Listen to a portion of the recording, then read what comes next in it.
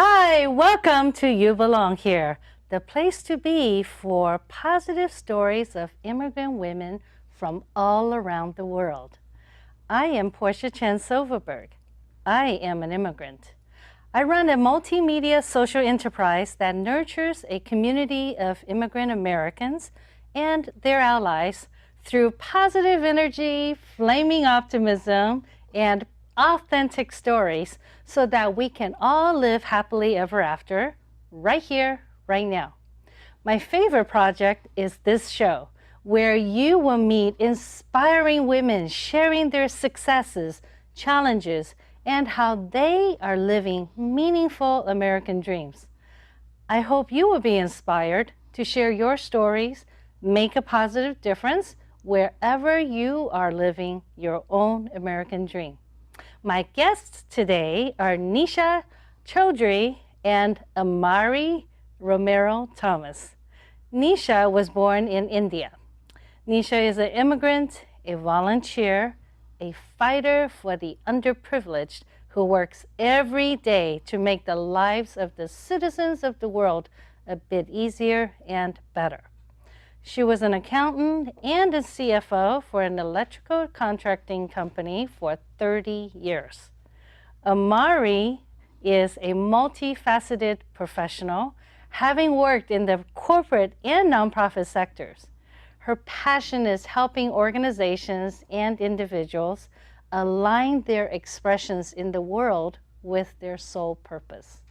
Welcome to the show, ladies. Thank you. Hello. So wonderful having you here. This is such a treat. Thank you.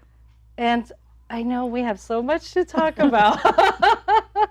Oh, wow. How about if we start with your journey to the U.S.? What brought you here? I'm looking at you, Nisha, so maybe you go first. What brought you here from India? It was not my own choice. My father used to work for the American Embassy in New Delhi, and one fine day he and my mom were discussing immigrating to the United States because he wanted a better future for his children. He wanted to experience living somewhere else, and at the age of 11, we moved from New Delhi to San Mateo County, where I have lived since 1971. Wow. So this is where you grew up. This is where I grew up. Right this here is in my the Bay home. Area. This is my home. This is your home. When someone asks me, where I'm from Foster City, California, right here in the Bay Area. I love it. I love it. And what about you, Amari? I came to the States from Santiago, Chile, and same thing. I wasn't asked if I'd like to come. I was very young, 5.5. My mom married an American, and so we came to Ohio first, and then we lived overseas for quite a while, back and forth between the States and overseas, and finally settled in Phoenix. So I grew up in the very hot Arizona sun, and have been in California for most of my adult life, though. Wow, so Californian. Yeah. Both Californians. Through and through. That's right. It's interesting. We think of California as one of the most diverse states in the country, and it is. And I don't know, I'm just going to go straight into it. I don't know if you agree with me. I think you probably do. There are still times, especially I find in the last couple of years, where we are still maybe being questioned whether we are an American. That's very true. Right? And I think as we talked earlier, that as women of color, I think sometimes people look at us and they automatically assume we're immigrants. Right. And I'm very proud of it. But I know I've talked to other women, or men for that matter, who have been here for generations, and they get asked that question. Right. And Nisha, I am going to bring that up. When you and I met a couple of years ago, I know we had a conversation that really has, I don't want to say haunted me, but it has really impacted me in the way I feel about my work in our times. Right now, working with immigrant women and telling positive stories of how immigrants are making a difference in our community. So back in 2 years ago, during the presidential election. Right around 2000, Right. late 2015, maybe 16. I'll share the story. Yeah, That one of my girlfriends, who was very much more than just a girlfriend. I thought of her just as an extended family, extended sister, and we shared many ups and downs in life. We muddled through a lot together, personal challenges. And then, lo and behold, we're just having a regular old political conversation. And we happen to differ. That's fine. It's okay to differ and have different views. And things got heated because she felt that as an immigrant, I didn't understand what America's values were and what we stood for. And basically, those words came out of her mouth. Why don't you go back to where you came from if you don't agree? And for me to live here since 1971, where my childhood, all my memories are from here. So when you tell me to go back to where I came from is San Mateo County, California, and it's bigger than that conversation. So needless to say, unfortunately, that conversation was so hurtful that we are no longer in contact with each other. And I often do think about her, like now that the real and her support of our current president is folding out, I'm wondering, does she still feel so passionate about supporting him? But bigger than that is that, so Nisha, you could live in this country all the years that you have, become the fabric of this country, really take it to heart, and this is the only country that I know of. And because of the fact that I look different or I have a different name, an immigrant name, if you would, that someone can actually tell me to go back to where I came from? Why do you get to do that? Well, your ancestors at some point came from somewhere. That's right. So what makes you decide where's the generational decision that, okay, if I've been here 5 generations, I get to stay, but anything less than that, you get to go back to where you came from. That's a very hard thing to live with in your heart day in and day out as you go about loving this country and doing all that you can for this country that I love so much. And it hurts still a little bit, stings. Well, it hurts me when I heard the story. I remember I almost fell out of my chair when you said that. But of course, now it's been 2 years and it doesn't sound so shocking anymore. No. And Amari, you've been in the nonprofit world for a long time, but I know before that you worked in corporate, right? But you grew up here. You were 5. So this is home. Yes. And you're as American as the next person. Absolutely. Do you think, have you had any comments or had experiences similar?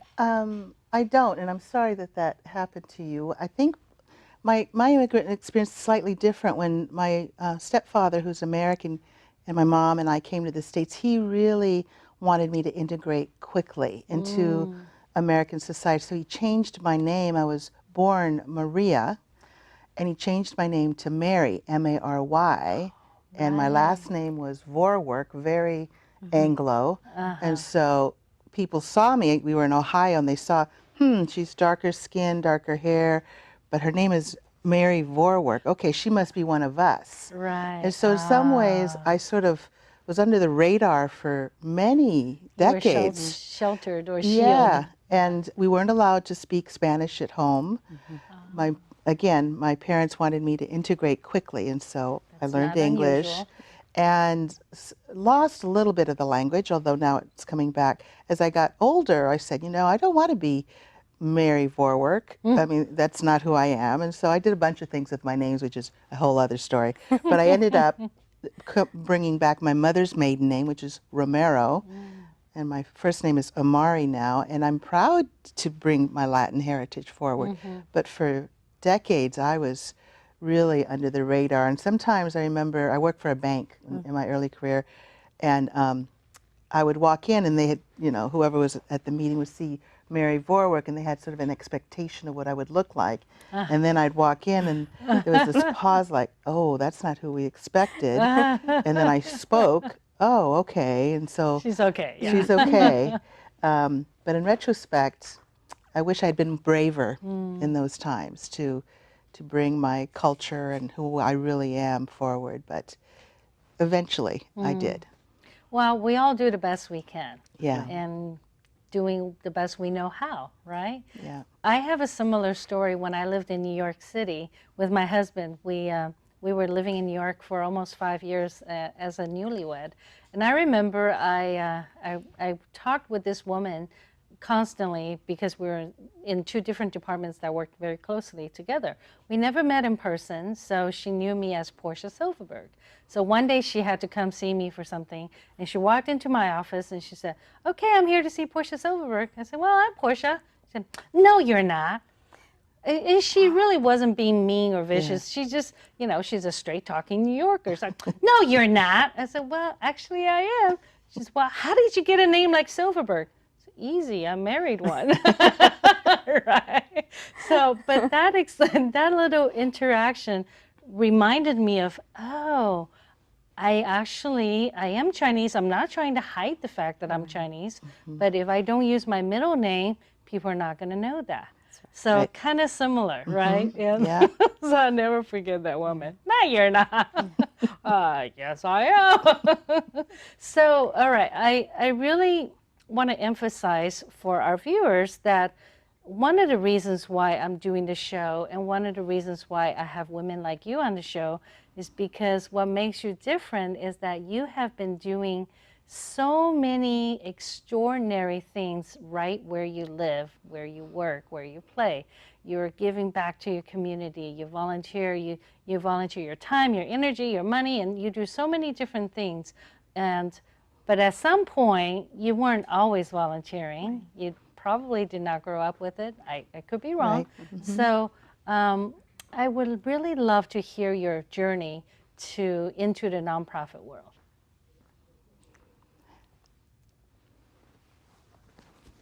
So what do you think, Nisha?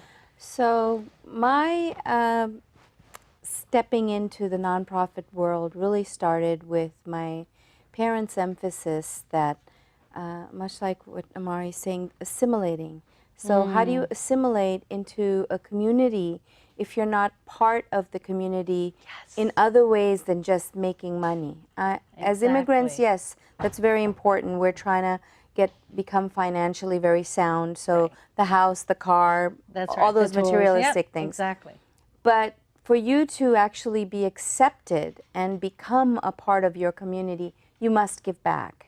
And that was something that my parents were teaching us when we were in elementary school. So we had a senior center near our apartment, so we would go and volunteer there. All we would do is maybe sit with the senior citizens and ask them, can I braid your hair? Because we were little, so can we braid your hair? Would you like me to serve breakfast? It started with that, went on to becoming a part of the Lions Club. Now the Lions Club, of course, it works so closely with your community.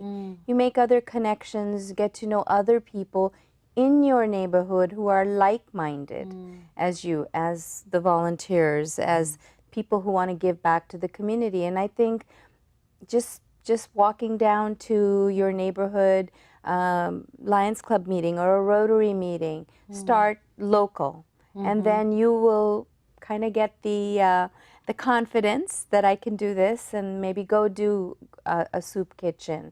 You'll meet so many people, and the people that are volunteering are just like you. They want to better their community. It's just such an easy way, but yeah, you do have to walk out the front door and become a part of your community. But once you do, our community and most organizations are waiting for people to come in, and they, embrace you. They embrace the fact that you're willing to give of yourself, your time. And I think it just starts from there, and it takes you, and it's almost like a word of mouth wildfire. Nisha volunteered with the Lions Club. Well, Nisha, she also went and helped at the Samaritan House, and all of a sudden you're being pulled in many different directions, and then you just choose what really makes you happy, what makes you connected, and you go from there. But yeah, it's better to start local. Gives you that confidence to go bigger if the need be. I like that. Start local. A soup kitchen or local library, community center, senior center. That's a great tip. What about you, Amari? It's interesting because when I reflect back, my parents and the Chilean culture really didn't have volunteerism as part of something you do. And so I volunteered through my high school. That's where I first learned about volunteering. It's like, oh, and my mom said, where are you going? I go, well, I'm going to go volunteer with some of my friends. And why? Well, because it's important and these people need help, and so I want to do that. And so that was sort of my first taste of nonprofit. And then when I was working for this bank that I mentioned, I have to give a lot of credit to the CEO. He's very philanthropic, and he really wanted the employees of the bank to be out in the community. So when I started feeling that opportunity and really going with it, I realized that's where I wanted to work.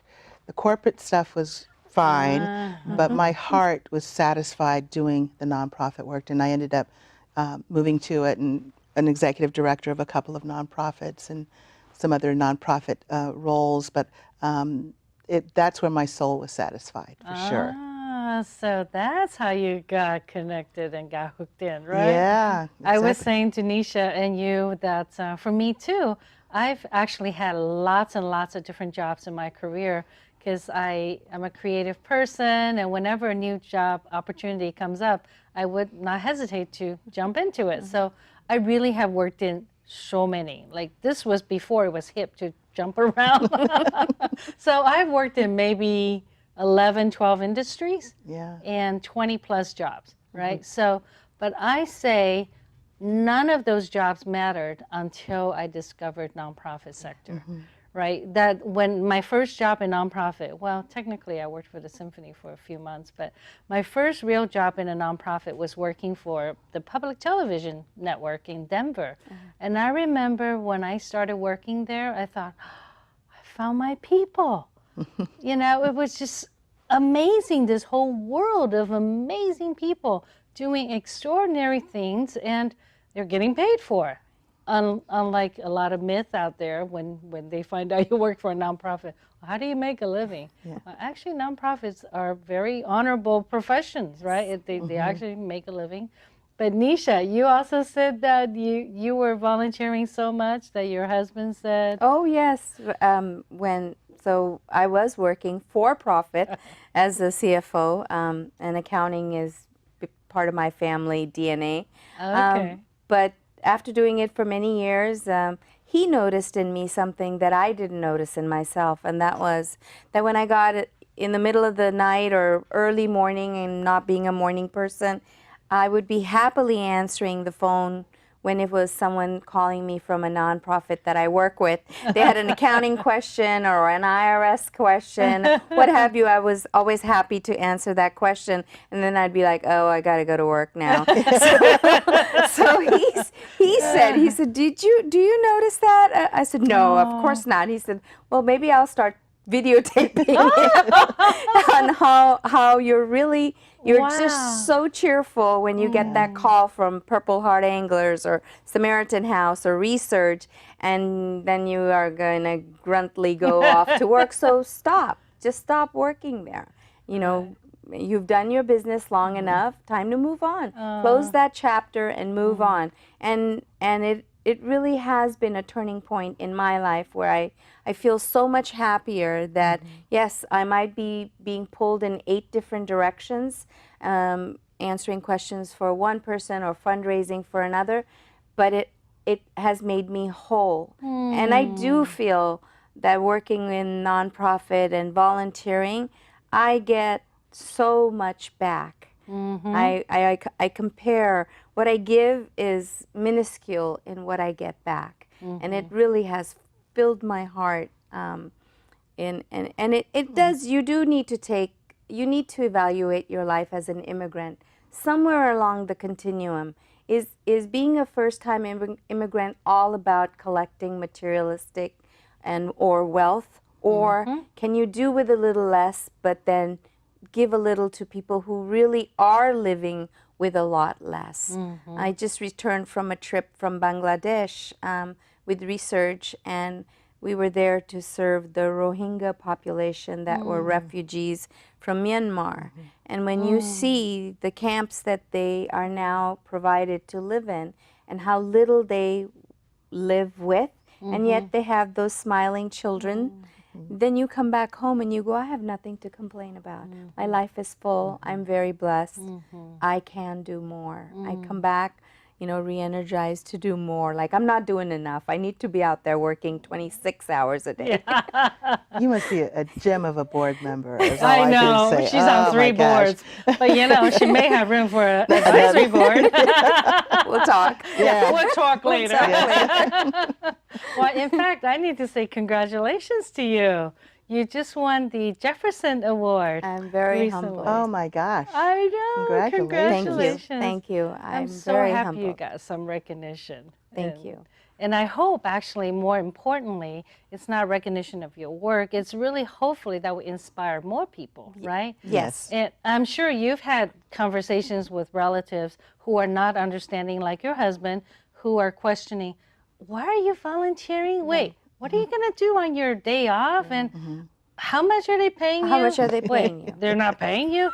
And you said, well, actually, I donate money to them. Like, what pay is them going to on? let me Right, work. Yeah. right. But that's the big secret, isn't it? Yes. Is when Yeah. we give back, when we're involved, we get so much more, exponentially more than we give, right? Absolutely. So do you have a tangible tip or advice? I do.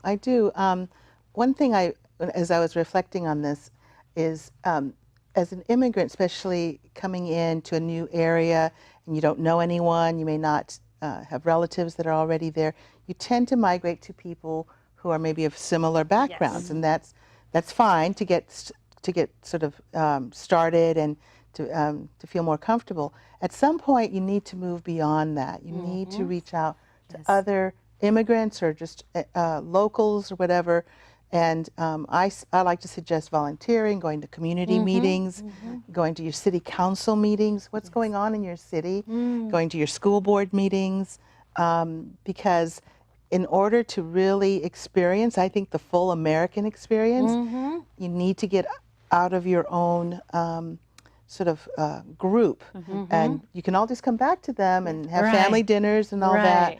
But I think that's what's really enhanced my experience of being here in the U.S. is that my mom invited all sorts of peoples to our home, and so I got to meet immigrants from all over the world. Wow. And she had a very welcoming way about her, and otherwise I would have just been with other Latinos, and that wasn't really what we wanted. We wanted a more broad experience. So get out of your comfort zone a little bit. It takes a while, but it's important. It does.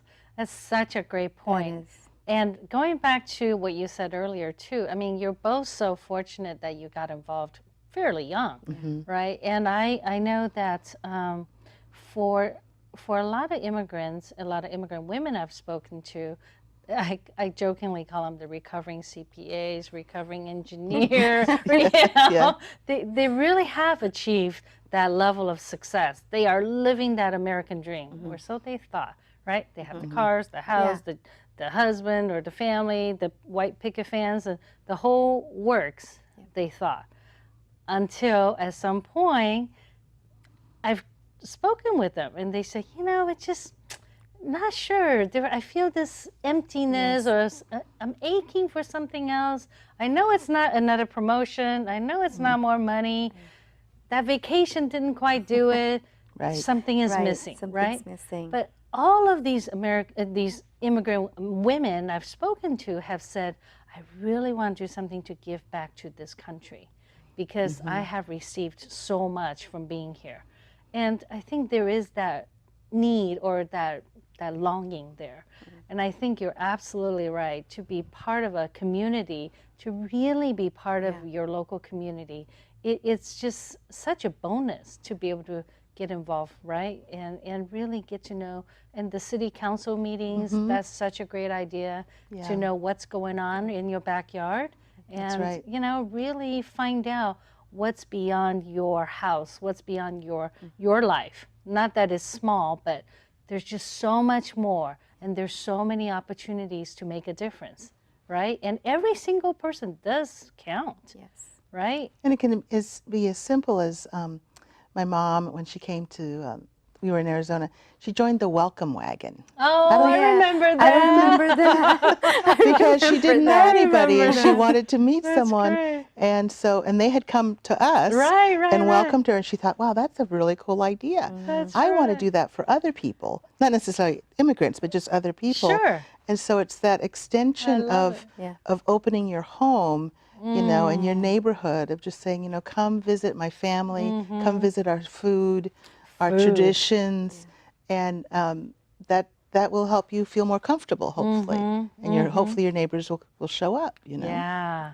I've had previous guests say that, you know, food is a great common denominator. It's the glue. Right, it's the glue. So cook food and invite your neighbors and get involved that way too. Yeah. I think those are all very good tips. And when people get overwhelmed, and it's easy to get overwhelmed when someone's looking to get involved, because as we know, there are a lot of websites out there, but how do you choose? How do you know which one to go for, right? Even if you say, I want to do a soup kitchen, there's so many. There's so much needs in our midst, right? So do you have a quick suggestion to find the right one? I don't know if it's quick, but it just, I thought, because people ask me all the time, because they know I've been in the nonprofit sector for many years, is how do I know which nonprofit to pick? And I always start with the mission. Where do you align your values to the mission? I love the arts, but I wouldn't volunteer necessarily with an art organization. I love animals, but I wouldn't necessarily volunteer at an animal shelter. What drives me is family and children and women. So narrowing it by sort of what you're really passionate about. And then honestly, and I say this because I used to really drum this into my staff's head, is if you call and you don't get a good feeling over the phone about wanting to volunteer, move on. That's a great tip. There's a lot of nonprofits that can use And your on help. that note, we're going to have to just continue the conversation. And for those of you watching, Amari, Nisha, and I would love to hear from you. We talked about so many interesting and amazing things today. I'm curious, what is one thing that resonated with you, and what actions are you inspired to take? What's your story? Please leave a comment below. Let's continue this conversation. You Belong Here Foundation is committed to infuse a plethora of positive stories of immigrant women and ignite meaningful conversations in our community. I am Porcia Chen Silverberg. Today's production is coming to you from Palo Alto, California. Thanks for watching, and remember, you deserve to be seen, be heard, and belong. You belong here. Thank you. Gotta spread the love where nobody cares. Gotta keep on loving, gotta keep on sharing, gotta keep on trying, gotta keep on caring, gotta keep the light on through dark and despair.